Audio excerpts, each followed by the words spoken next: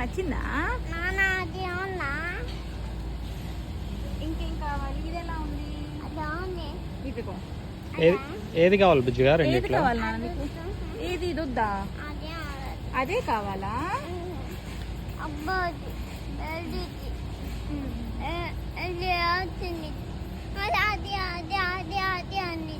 అది అది బాగుండిద్ది. అవునా? ఇది ఎలా ఉంది? బాగున్నాయిలే. రెండిట్లో ఏది కావాలి? ఏదొద్దు ఇది వద్దా? ఇది కావాలా?